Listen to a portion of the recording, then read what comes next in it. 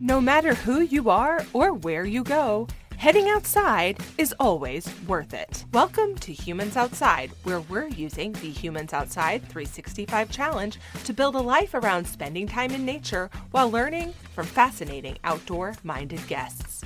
I'm Amy Bouchatz. I've let curiosity be my guide as a journalist for 18 years.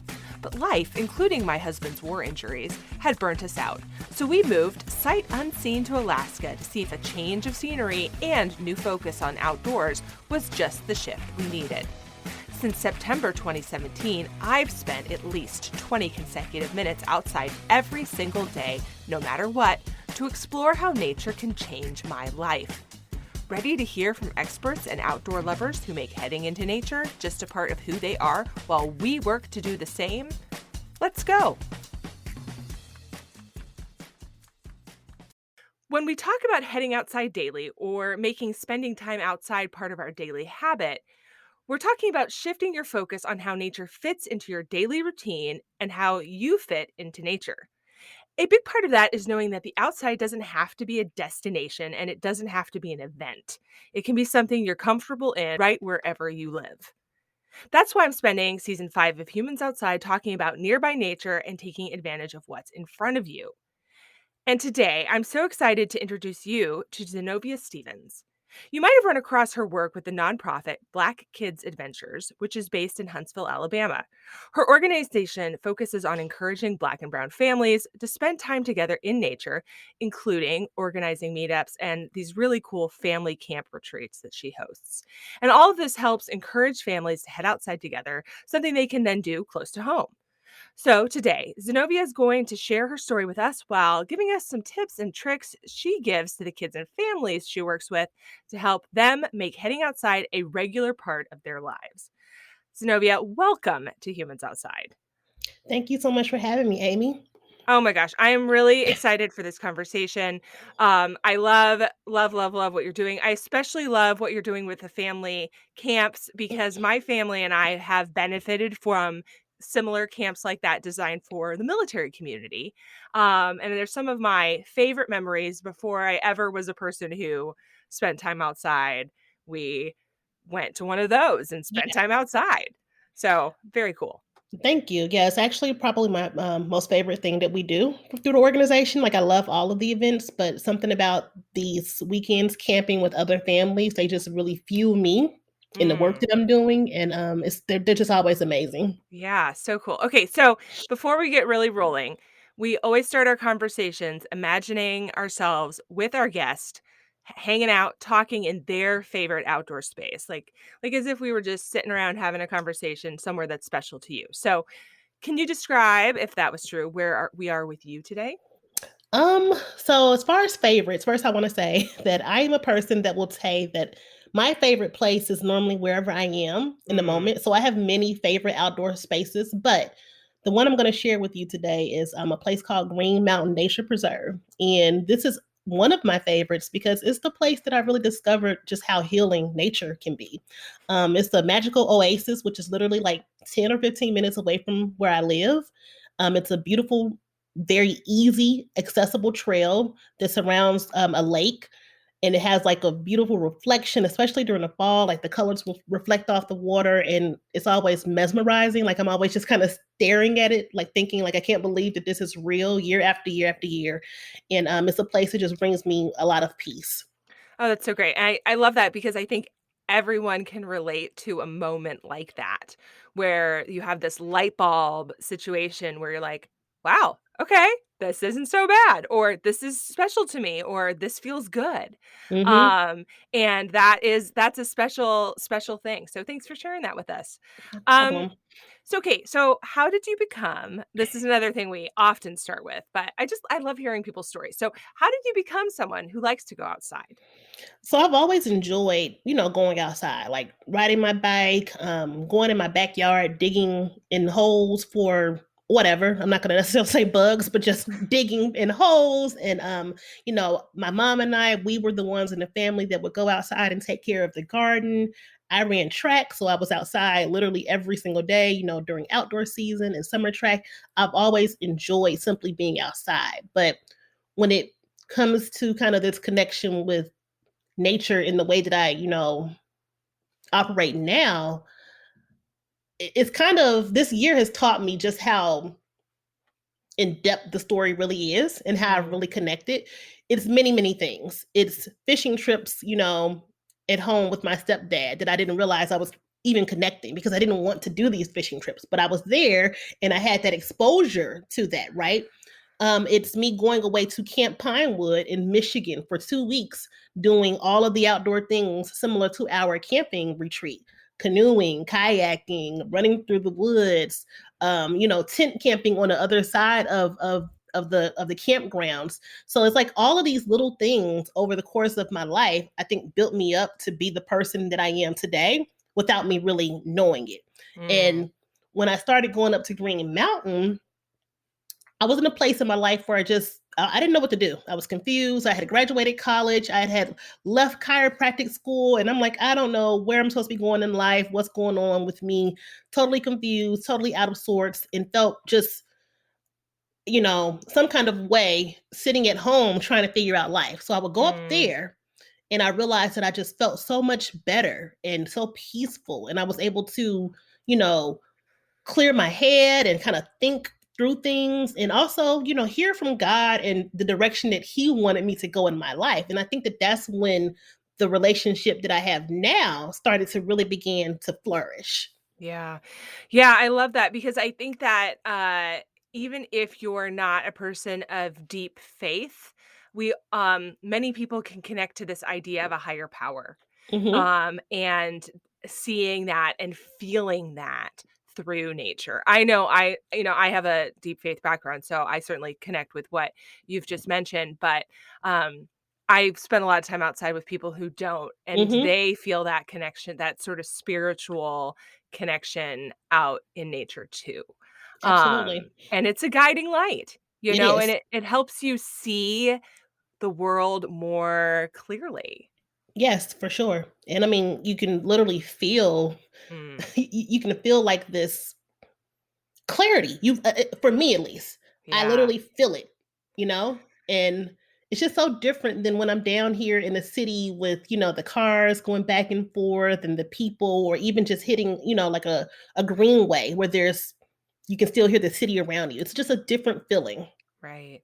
Right, but then, of course, we know that even having that city around you can be that touchstone to that other feeling, sort of like, I don't know, portal maybe to Yeah. remind you what that's like, and we'll come back to that because I know nearby nature is really important to both of us. So, as part of your origin story, though, tell us a little bit about Black Kids Adventures and what got you started with that.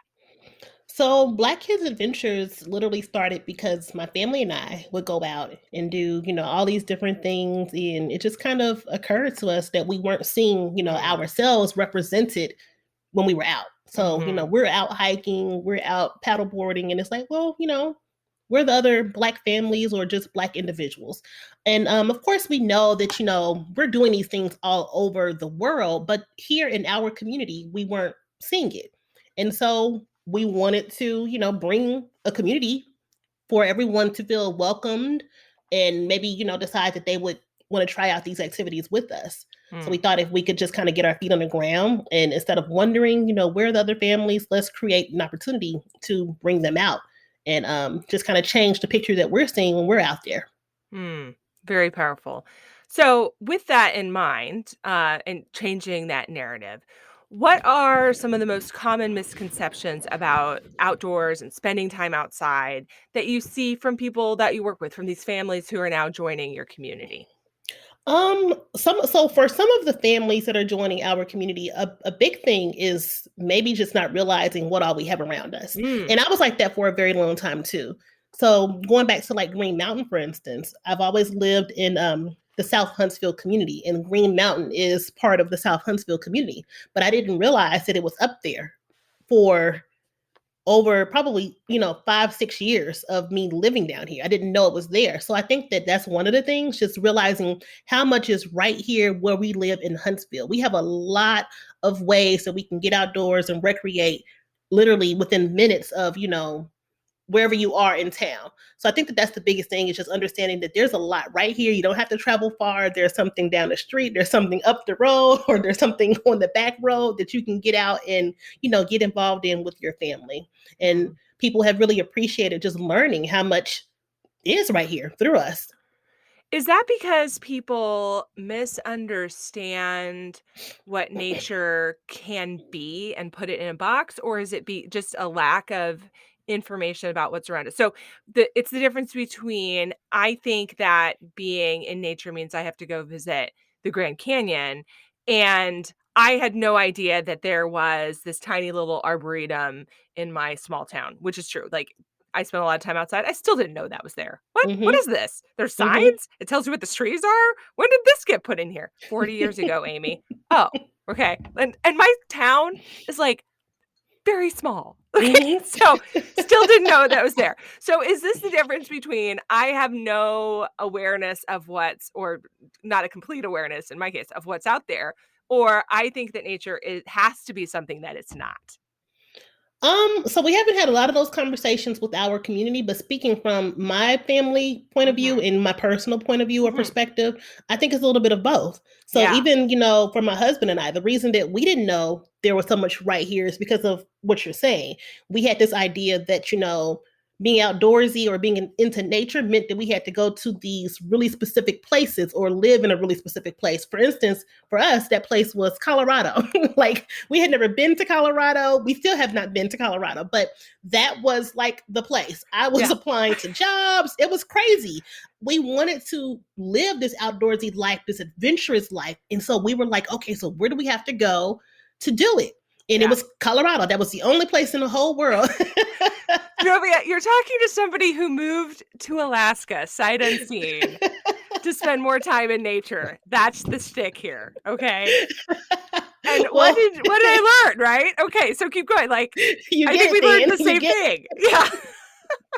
We were dead set on it. And I mean, we never got a job. That's the reason we didn't move. We never got a job. But in the process of all of that, we began to discover just how much was here. Hmm. So, it was a blessing because I would have left Alabama not realizing how much is here. Like, it's amazing. And I never thought that I would say those words. Alabama is Hmm. amazing. I say it all the time. Like, I've never wanted to reside here. I was supposed to come here for college and move back home to, the big city, back to Chicago. Like, I never dreamed that I would use those words. Alabama is amazing, but it is. I love it here. There's so much to do here. And we're absolutely living the outdoorsy, adventurous life that we dreamed of right here where we've been the entire time. Yeah. So, it's about being resourceful, opening your eyes, and kind of, pushing the idea that has been presented to many of us as to what that looks like, what outdoorsy looks like, what someone that likes nature looks like. It doesn't look like that. It looks like whatever you want it to look like. And I think once we kind of all move away from, the idea that it has to look a particular way, then we appreciate what we have. Absolutely. I mean, don't get me wrong. I love living in Alaska. It was the right thing for my family. There were a lot of reasons we wanted to move somewhere away from where we were. Um, but I mean, I just kind of, I guess I have a flair for the dramatic. So, but like in all seriousness, did I have to move? The thing I've learned is that while I am extremely glad to be here and I do not regret this move at all, and my life is much much better for being in Alaska. It's not because necessarily because of Alaska, right? It's not necessarily because I moved somewhere outdoorsy. It's because I changed me. I started looking for being outside, and I Mhm. could have changed me wherever I was. Um, and that's exactly what you're saying, right? Like, we can change how we see what's around us, Mhm. and waiting for what's around us to change is a mistake because, first of all, unless you have other reasons to move, that's sort of a drama queen thing to do, Amy, come on. Um, but, also, one of the things I learned when I moved here was that we moved here, my husband went outside, he was having a great old time, he was skiing, he was doing all the things. I'm, like, sitting on my porch waiting for Alaska to sort of behave itself. And it's Memorial Day weekend, it's raining. I'm reading Harry Potter in a hoodie and it's, like, 55 degrees. My book's getting wet. It's a library book. That's not cool, okay? And and I'm sitting there so upset that Alaska just won't be nice. What is wrong Mhm. with you? Okay, Mhm. well, what's wrong with you is that you're the weather and you don't obey me. Sad. So, I needed to change how I looked at nature, Mhm. and that's what my 20 minutes experiment, that's what the Humans Outside Challenge is all about. It's changing who we are to receive nature how it already is, instead Yes. of waiting for things to do what we say, which is annoying, but reality. So And I think, we all have to go through certain things to get to that point, though. So even though I Mhm. feel the way I feel about the things that are around me, I didn't arrive to the moment or the point that you're speaking of until I had kids. It Right. wasn't until I had kids that I began to explore, being okay with going outside and doing different things outside regardless of the weather and accepting, the weather for what it is and making the best of it. So I think it Mm. takes different situations for us to, arrive at those moments. I mean, 10 years ago, you would never catch me saying, like, yeah, you should go out in the rain. I would be like, oh no, it's raining. I'm going to go curl up in my room, with a book and some tea or a coffee because it's raining. But now, I look at it and I'm like, oh, let's go grab the rain gear and go splash in some puddles. I still don't love the getting super wet and dirty. I'm not going to lie, but seeing my kids enjoy it brings me joy, and it helps me to appreciate the beauty in basically everything, the Hmm. beauty in everything, because there is Yeah. beauty to be found, in most situations. Oh, that's so good. Just yeah, I'm gonna soak that in for a second. It's it's exactly what we're talking about before, opening your mind and opening your willingness to experience things outside of how you have previously thought about them. Mhm. Mhm. Hey humans! Did you know you can officially join the Humans Outside 365 Challenge and score some really cool and exclusive challenge swag, including a finisher medal and a decal on humansoutside.com/challenge? You'll also get an outdoor challenge guide written by me for you, an exclusive challenge tracker, and insider info all year long. You don't want to be left out of this. There is never a wrong time to join the Humans Outside 365 Challenge. So get going. Join it today. Go to humansoutside.com/challenge to learn more now. Now, back to the show.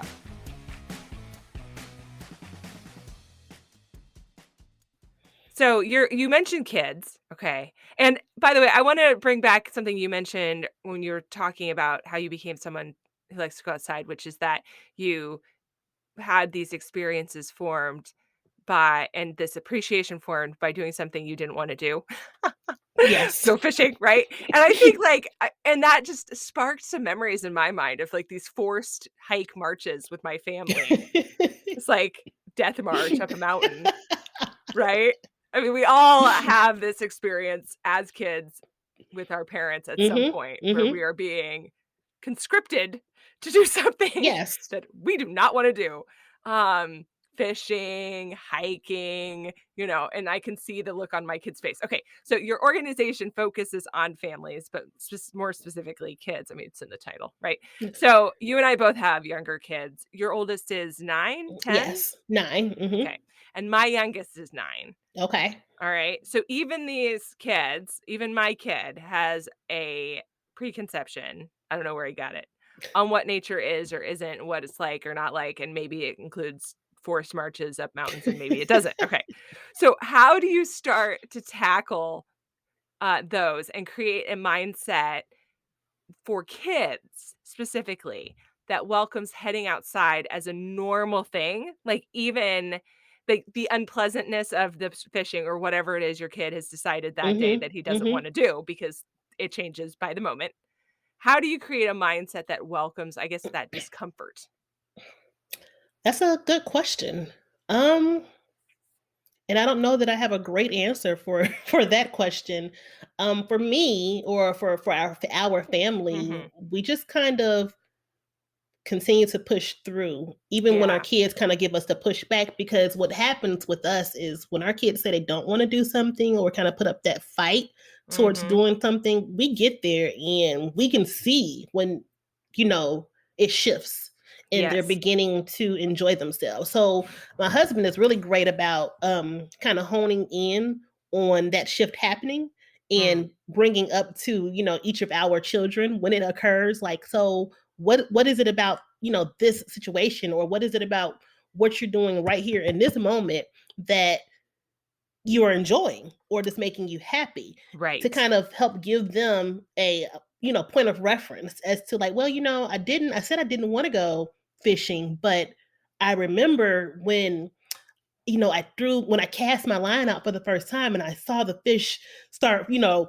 forming or coming around my bait, and it was so exciting. Like, just give them a point of reference as to when they were enjoying themselves, when they were happy. So he's Mm. better at kind of picking up on that than I am. I'm more so like, okay, let's get out here and go. And I may not pay as much attention to the shifts happening, but yeah, we just kind of push through, because for us, our kids typically, no matter what they're saying, they're almost always going to begin to enjoy themselves or enjoy something about what we're doing. Um, Again, with the organization, it's so new that we haven't had a lot of conversations about a lot of things with, the families and things that we interact with, but I can just see in kids whose families may have told me, like, especially coming up to camp. Well, and this wasn't so much of an idea of nature. It was more so of, like, feelings of fear, being fearful of certain things. But there was one family in particular, and I remember them saying, well, I don't know if we're going to be able to do a lot of the activities because my kids, well, I guess some of it is nature. My kids don't like bugs and they're, afraid of heights. And so I just said to this mom, because these were also her fears, I Hmm. just said to this mom, I said, well, I would love it if you guys would just try, well, come and try and let's see what happens. I said, I think that, when your kids are around other kids, they may not be as fearful and they may be more willing to try. And it's exactly what happened. Like, Mm. you wouldn't have known had she not told you that her kids were afraid of heights or bugs on that trip, because they just went through everything and had the best of time. I mean, cross the bridges that were, really high above water, on these hikes, touched the bugs and all kinds of different things. So a lot of times it's kind of like, I think the community, having community, can change, preconceived notions, whether they've been spoken or not. Just being in community and seeing how other people are, handling things, what they're doing, it can help change your mindset, whether I know it or not. Yeah. Yeah, and isn't it funny how we inflict on our kids our own fears Oh and our yes. and our own discomforts? So, Mm-hmm. I as you're talking, I thought of how I do that a lot. But also my grandmother, okay, so my grandmother has this dog, Daisy. Okay. My grandmother made this, she's in her 80s. She made this big move from California, where she had lived basically her entire life, to be closer to my family where they had relocated in Boise, Idaho. Mm-hmm. And that's a big change when you live on a beach and now you live in Boise, Idaho. Yeah. Okay, and you're 85. So, when you said to her, "How are you doing, grandma? How is life?" She would say, "Well, Daisy's making an adjustment. You know, Daisy Mm-hmm. doesn't seem to like the weather." And it took me a little bit, but as it happened, when she said Daisy, she meant herself, Yes. right? Daisy doesn't care. Daisy's a dog, okay, who licks your feet unless you kick her, right? She doesn't care. But grandma cares. Okay, so I do that to my kids, right? How do your kids like to do your kids like spiders? Oh, I hesitate to even say that word because I think the internet's listening to me and it's gonna show me pictures, and we are Ads and not spiders. interested. We are not interested, okay? But my kids hate them. Yeah, they're afraid. So I mean, I think it's part of parenting, though. yeah. It's unintentional, but I think we all, have certain things that we've definitely passed on to our kids, and that's something that I try so hard to be aware of, because my oldest, I mention it a lot on our Instagram. He picks up on things even if I Mm. don't say them, so I have to Mhm. be very careful with him, because it's like, he literally it's like an energy between us. And he can feel if something isn't my thing, and then it becomes not his thing. So Yeah. then I have to go back and explain to him, I'm like, it's okay for, me to not like something and you to like that. That is totally okay. Mm. And that's why I try a lot of different things with them, things I don't like, because I don't want them to, take on my feelings and my emotions and make them their own. Yeah. I also really appreciate the role that you mentioned your husband plays in understanding what's going on, what the vibe is, Mm-hmm. Mm-hmm. because, we do that too, and I think a lot of, parents or co-parent families have this experience. I'm very much like, "We are here, we are skiing, and so help us God, we are making it to the end of this trail." Like, I went through all sorts of nonsense to get us all here and have all the skis waxed and make sure all y'all had all your gloves and all this stuff, and I will die before we turn around early. And my husband's like, "Can we please turn around?" Like, he's picking up the vibe that my nine-year-old with his stiff chin is having an absolute meltdown internally. Yes. And we turn around and guess what? We're all significantly happier in the end for making that decision. Uh, Mm-hmm. but yeah, it's so far no one has picked up on my attitude of, "We will summit or die." Like, That's too bad. yeah, I know. I need a kid to get I got 2 kids. I Right. need one of them to get on board with this, Like, but come no. on. Yeah. So we reach the top of this or we perish trying, you know? Not so much. Okay. So we mentioned this, how we pass on this to our kids. Okay. So that's an adult attitude, right? Like you and I have our, "Oh, we don't like this. Therefore, our children clearly don't like this. My grandmother doesn't like it. Therefore, Daisy very against it." Okay. So how do you tackle these attitudes in adults? Like how do you and I look at ourselves in the mirror and be like, spiders are okay. Oh my God, I can't believe I even said that. Can't okay, it's not they're not okay. The internet, I'm not interested. Don't show me pictures of this, okay? So I have to, like, feel like I have to make a disclaimer to Google every time I say So you something. don't get those ads. That's Yes. right. Well, No. for me, I think it's practicing what I preach. Mm. So beginning the organization, has forced me more so to Mhm. literally practice what I preach. Mhm. And I'm going to tell you an interesting thing about the organization's name. So it's called Black Kids Adventures, right? And you were like, you made the statement like, well, it focuses on kids. That's really not true. Mm. The reason that I named it kids is kind of for all of the reasons that we're talking about. What I wanted is for families that think that they have no interest, think that they would not enjoy recreating outdoors, think that they don't like nature, to not feel pressured Mm. into thinking like, oh, I have to pretend to like these things. I have to do whatever. No, I wanted them to feel like, you know what? Well, I'm taking my kid to this. This is just for my kid. But me knowing and understanding that in the process, I'm going to capture some adults as well. So Mm. the thing is, no one you can't we don't have any programming right now, and I don't know that we ever will, but we have no programming where you can simply drop your child off. All of the programming is family centered. So you have to do Mm. this together. So for that person, for that adult that has no interest, doesn't want to do it, I'm like, well, if they have to do it with their kids, maybe their kids will influence them. And now we capture the entire family. So That's it's so Black kids good. because, hey, yeah, if you want it to be for the kids, let it be for the kids. But you come on out and you bring them out. And let's just see how you feel about it at the end too.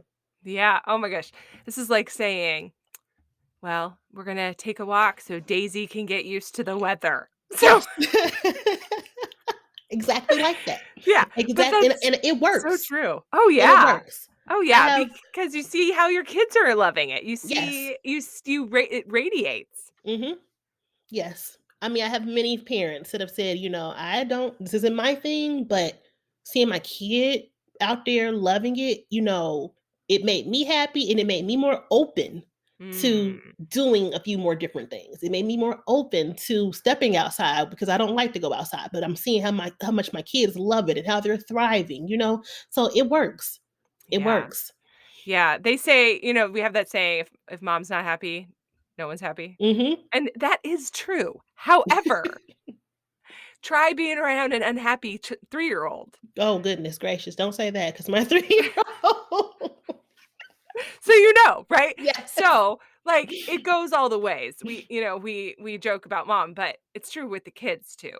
for And sure. if you can get your kids to a place where they are, um, simply tired at the end of the day, may we all be blessed. So, That is true too. yeah, and going outside is a spectacular way to do that. Um, Yes. and I look at my so there, I as I mentioned, spend time outside every day. There are days that I do not wanna go outside. Like, Mhm. it's cold and it's windy and this is not like, I don't feel well, whatever, right? Bad attitude, doesn't matter. I just don't wanna do it. So, my 9-year-old is very, into pretend play, and he gets Mhm. into these calls them a good game with his dudes, okay? And he's having, like, a what he calls a cabattle, Mhm. and he's into it, and it's time to go outside, like, the sun's setting, we need to go on our walk, and, now he's having a meltdown. Okay, within 2 or 3 minutes, he is springing down the trail. I know you've seen this in your own family, like, just all sorrow has been forgotten. Yes. Yes. And I talk about how that's true quite a lot, but if I let that reflect back on me, that's also true for myself. Absolutely. I agree with that 100%. Yeah, that Yes, I 100%. yeah, that I too, within a few minutes of being outside, all sorrow. Yes. Mhm. I mean, I've been known, when things are hectic at home and just crazy to just literally walk out the door. Like, I may not say a word to anyone, and I would just leave and just walk out the door. And when I come back, they're like, "Oh, where did you go?" It sounds crazy, but No, it's not. I you know, totally relate. Yeah, Zenovia but out. Boom. yes, mic drop. But and all I did was I just went walking. And when I Yeah, come back, I'm like, there's a beautiful flower and yeah, everything feels so much better. But I mean, yes, I don't I stand by the power of nature. It really has the power to change everything that's happening inside. It does. You don't want to go out there, you're feeling bad, you're feeling down. I'm telling you, when you get out there, you're gonna feel amazing. Like, just get out there. Just get out yeah, there. Breathe yeah. that Okay. fresh air. Oh, yeah. So, okay, so what you're talking about is getting out into just outside, like, literally you walk out your door, you go for a walk, I'm assuming in your neighborhood, not getting in the car, driving to Oh, somewhere. no, yeah, literally just Yeah, in my neighborhood, walk down the street. We do live very close to a greenway, but on these occasions, I'm just walking down the street. Like, I walk out of my neighborhood, and then I walk onto the street between my neighborhood and the greenway, and I just walk, and then I come yeah. home. So earlier we talked about how there is a power to that green space, Mhm, that connection that we have, but we also brushed on the fact that what's literally outside your door on that sidewalk is a touchstone and sort of, I don't know, maybe it's too woo woo, but like a portal to that, like a mhm. reminder. So, talk to me a little bit about that connection, about helping people understand through their kids and through their family that it can be just the city walk. It can be just literally going outside your front door, regardless of where that front door happens to be located. Yeah. So again, I think it has to do with, the box that we Mm, may be in. And so I just like to encourage people to step out of that box and reimagine, everything that they thought they knew about what it meant to be outside, what it meant to be at one with nature, because nature is literally when you take a step out the door. When you get outside, that is nature. That is, being outdoorsy. And I think, like I said, when we can just kind of ignore the marketing, because I mean marketing plays a big part in why a lot of people feel the way they feel about what nature is and what outdoorsy is. When we kind of remove that and ignore that and just try to understand that at its core nature is all around us, then I think you're in a place to better absorb the things mhm. that are right there. And you're better, and take advantage of it. Take advantage of it. Take advantage of what you have where you are. Because, like I like to say, you don't know if tomorrow or later is ever going to come. What are you waiting for? Take Right. advantage of the things that you have right there. My backyard is nature. Hmm.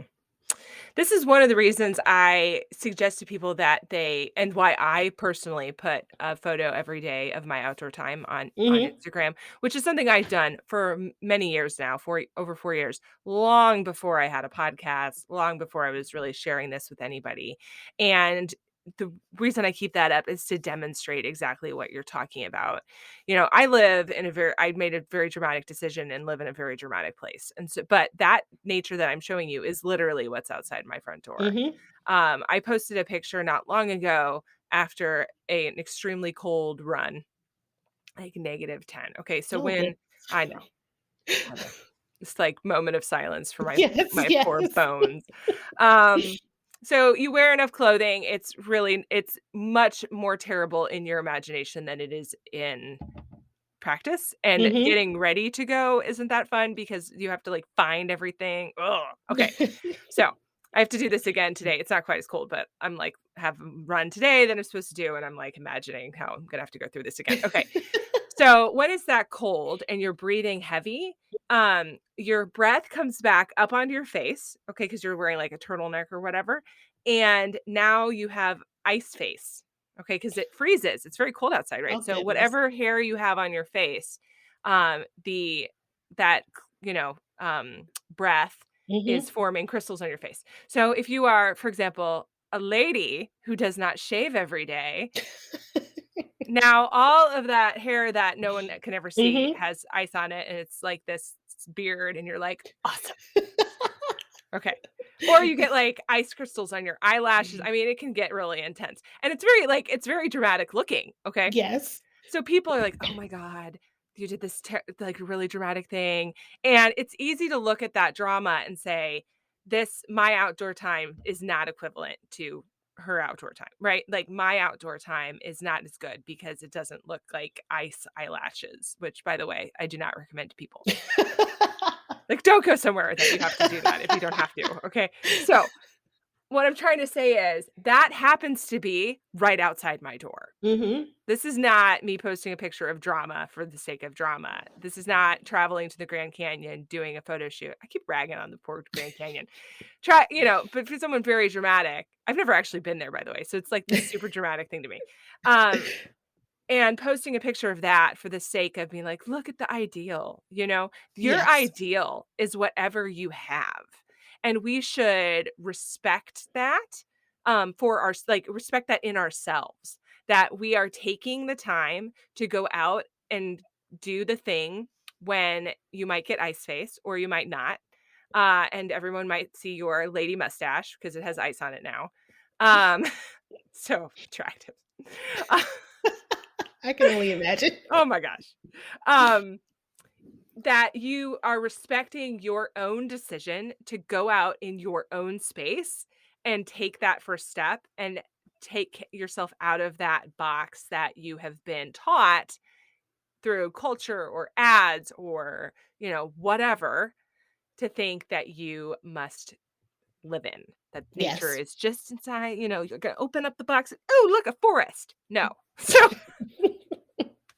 Yes, that is all true, and I try to on my personal Instagram, I try to show us doing different things, not just the mhm, things that look so, like you said, I guess what some people may consider more dramatic, like, well, I don't have that right outside my door, so like, but we just go to the park a lot. yeah. We just go to the park, and even if it's not like on my feed, in my stories, I try to show us doing things that are like even more accessible than the things that we're, doing all the time, the other things Yeah. we're doing all the time. Yeah, when the weather's not terrible and one can sit still without dying, I do a lot of just sitting on my porch reading a book. That's Oh, my yes. outdoor time, Mhm.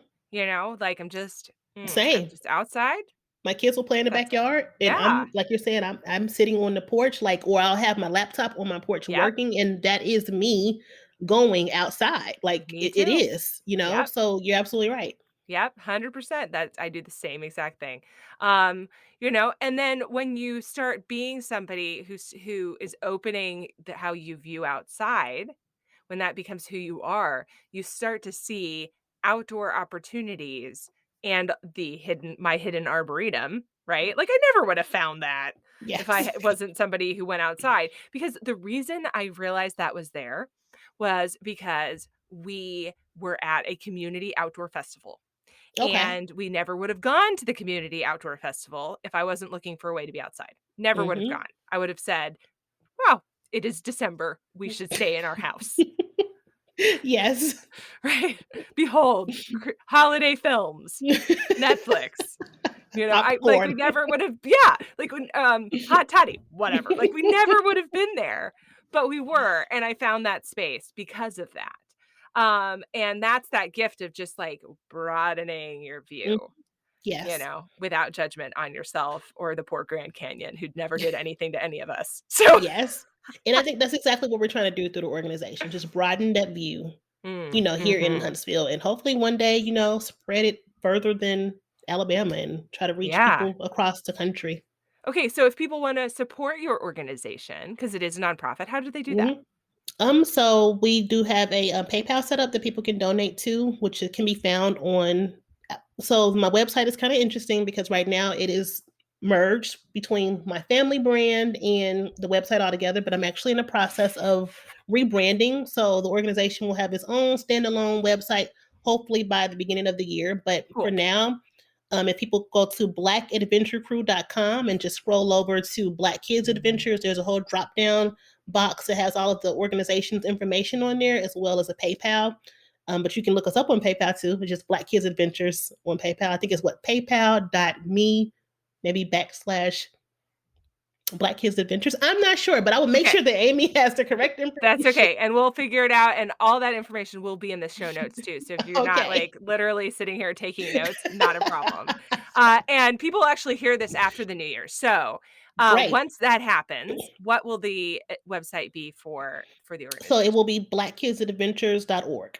Perfect, awesome, and we'll include both your family website, brand, and that in the show notes as well so that people can just tappity tap, click, I click. appreciate it. I appreciate Yeah. it. And how can they find you on, we've talked a little bit about your Instagram feed. Mhm. How can they find both your family brand and then your organization on Instagram? So the family is at Black Adventure Crew on Instagram, and then same on Facebook, Black Adventure Crew, and then the organization is Black Kids Adventures on both Instagram and Facebook. Cool.